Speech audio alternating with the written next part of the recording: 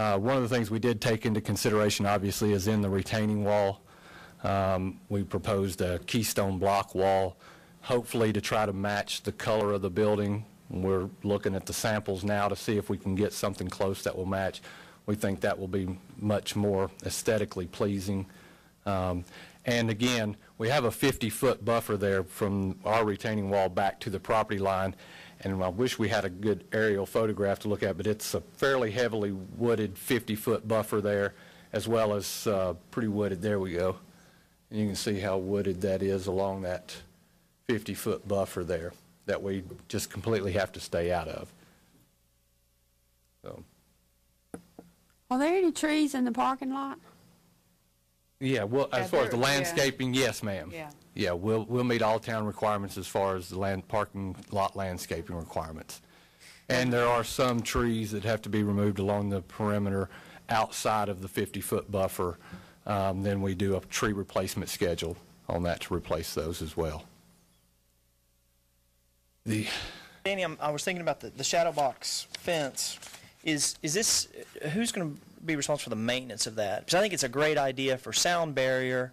I guess what I'm concerned about is they require a lot of maintenance. Every 5 or 10 years, there's going to be panels need to be replaced. Especially you get years like this year, we had a lot of hailstorm. I guess what I'm saying, if Turkey Land Partners, which you guys have a good record of maintenance, is going to take care of it, or if your tenant is going to take care of it, it would be on us to maintain that. That Okay. would be outside of, trust me, they define their area of what they'll take care of. They're selling their building, they'll probably take care of that, and everything outside that you guys will take care of. Parking lot lights, fences, that sort of thing would be our responsibility. Okay, well, that does give me some comfort that you guys will be taking care of, because a shadow box fence just does require more maintenance than a chain link, but I think it would also protect those homeowners a little bit better with trucks coming in early in the morning and late at night, things like that. Yep. I have another question. Ruth, the cart, the buggy storage kind of intrigues me, what I think is going on here. Is there any way to blow that up so we can look at that a little bit closer? It actually shows up better on this particular sheet. So I think what I think they're doing is something that we've not done in the town before. No, this is a first, actually. Which is great. Instead of just putting up a couple of posts in the middle parking lot and putting all your buggies in it, right. they're kind of enveloping it with some landscaping, which I think is a great idea, but I still am kind of, maybe you can describe to us what's going on here.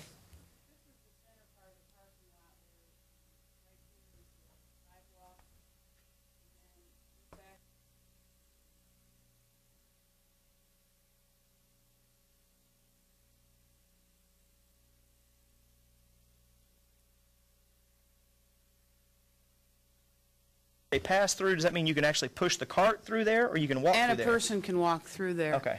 This little alcove here is actually, it's curbed all the way around it, and there is no cart caddy like what we normally see in a lot of our areas. It literally is just curbed, and that's where the buggies go down in the curbed area. So it's, I'm trying to think how best to describe it. It's like just integrated into the island. Yeah, it's that's integrated basically into what the they've done. Is island. they've taken an island. And Do you still have to have some sort of handrail barriers? No, there's with no this? handrail barriers. Just you got a curb, basically an 8-inch extruded curb or something that just keeps them in. Concrete. The whole thing will. Instead of being asphalt. Buggies go as concrete instead of asphalt. I think that's a great idea. I mean, I'd like to see more folks incorporate this, especially when they got a lot of buggies in the parking lot. It's just a lot prettier to look at than just this island of steel and buggies. The other thing I was asking about while we're looking at this, can you show us where the sidewalks are? Is there 2 sidewalks we're looking at going the length of this median, or is that one big sidewalk in the middle? Highlighted in green so that you can see it better.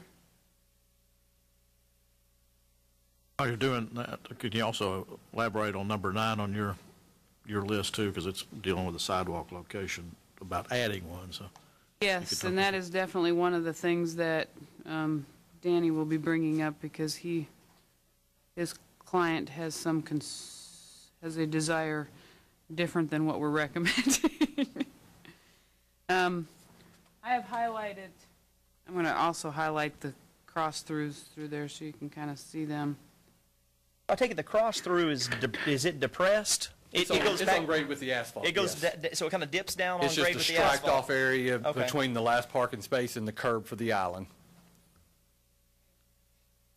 Number 9, that's on the list, we are asking for 2 additional sidewalks.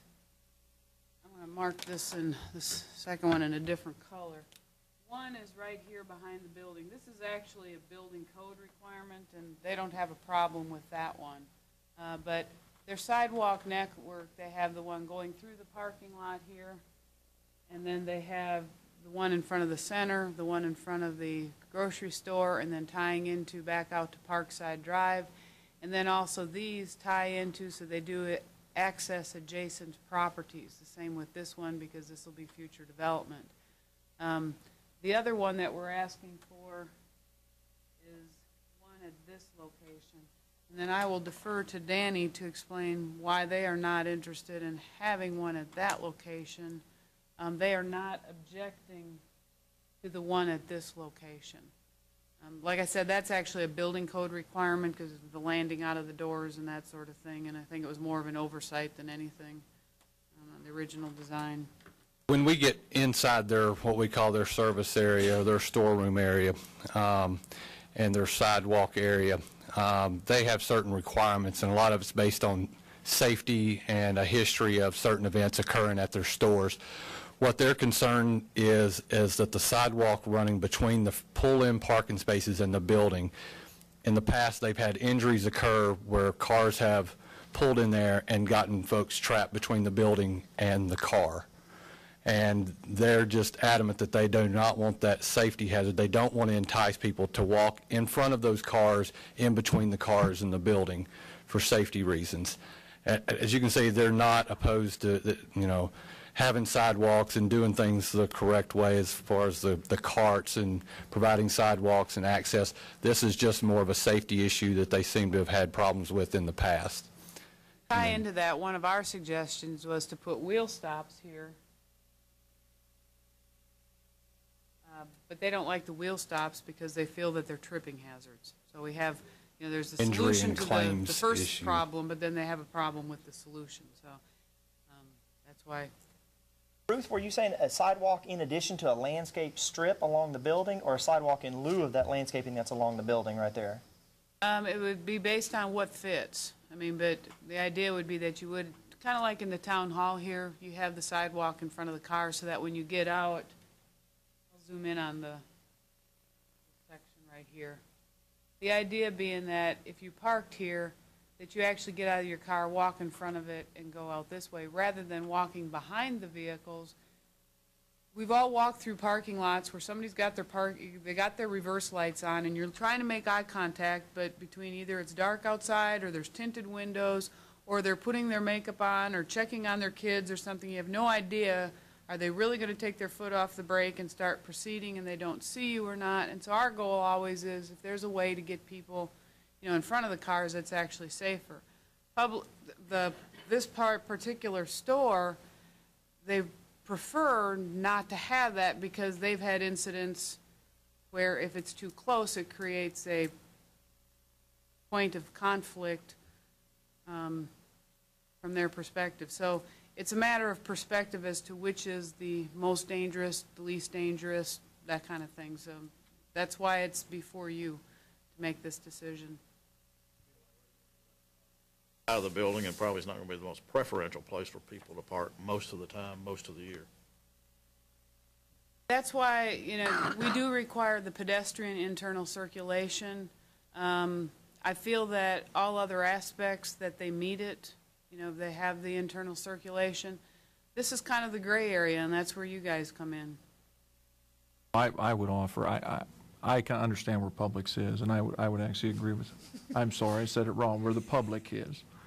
How about that for a save, huh? The unnamed grocery Where the store. unnamed grocery store is. I understand where they're coming from, because I actually have seen those accidents. And quite frankly, right across the lot from here, you've got the exact same exposure. And we don't have a sidewalk there. Well, the idea is that if you are here, it's kind of like being in these other areas that you walk across and then you go through. Is that always the pattern that people walk? No. people are going to walk the path, their least resistance, whichever they feel more comfortable with. Well, I So guess there is no guarantee where a person will walk. with the other 14 spaces you have there, their only choice is to walk behind the cars. They don't have a sidewalk that would come Right. down and come back around. So you're going to have that traffic going back through there. And, Irrespective. You're still going to have a 6 to 8 inch curb there, right? Yeah. What, Would be the- what's the width of this that is that, but when I kind of scale it, if let's say those parking spots are 20 feet deep, we're only dealing with what, maybe 6 or 7 feet there? About 5 feet, 5 5 to feet. 6 feet maybe. 5-6 feet. What they're really concerned about is if you have a vehicle with a large overhang on the front end. Some vehicles have a kind of a long nose. Or And backs in and even a if truck you're- backs in or Yeah. something of those, that effect. Oh, yeah, I never It's just- thought about backing in, yeah. Like I said, this is the gray area that you can't define, perfectly with every aspect of our ordinance, and so that's why when we talked about this at the staff developer meeting, I said, well, this is really an example of, it's the planning commission's decision on how you all feel more comfortable, what is your comfort level and what is your preference? Can you show us what that new right elevation looks like? Talking about this, I can see where, that, from a location, this is just my personal view, from a location and frequency, the fact that if you're a pedestrian, you still got more control over your situation if you're walking, I think, behind in that situation there, as opposed to being, you're truly trapped against a wall potentially, with really no place to go. And if you look at, go to another shopping center, there's a lot of places where, that you're walking behind the vehicles like that. Like you say, it's in the gray zone and it comes down to a preference, but I've also seen people jump curbs, people lose their brakes, people not paying attention, and the back end or the overhang, there's a number of combinations. And I guess just my personal comfort, I would rather be in control by walking and where I'm dodging and looking. And Got a little room to run away is there. than being From trapped the against the back wall with versus- nowhere to go and jump up, and I don't jump as high as I used to. This is the side of the building that, no, it's not. Zoom out a little bit. Yeah, that should be it right This there. is the side that Noah was just asking about. Obviously, the trees don't float in the air. That's purely for illustration purposes. But it does show that, that's that elevation of the building. I mean, personally, I think I'd rather see landscaping on that side of the building versus just this huge wall of brick. I don't know if you guys were thinking, and it's really with your landscape plan, if you guys were thinking more shrubs, but you'd have room in there if you're 6 feet to put some understory trees. You couldn't put anything, you probably couldn't put anything quite as big as what you're showing here. But, you could put some red buds or I probably wouldn't, the dogwoods are tough for survivability, but there's some other things that you guys could use that I think would help just not have this big Soften it. wall, just soften that wall. So that's kind of my personal thought.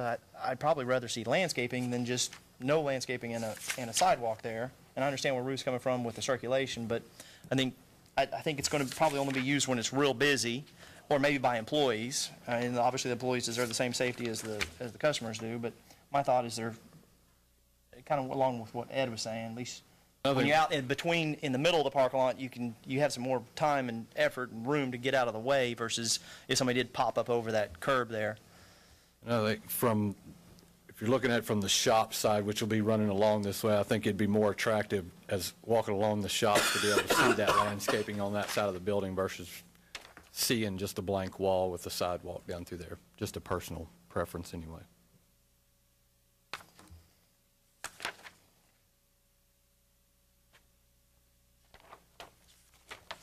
Anybody else have any questions or comments?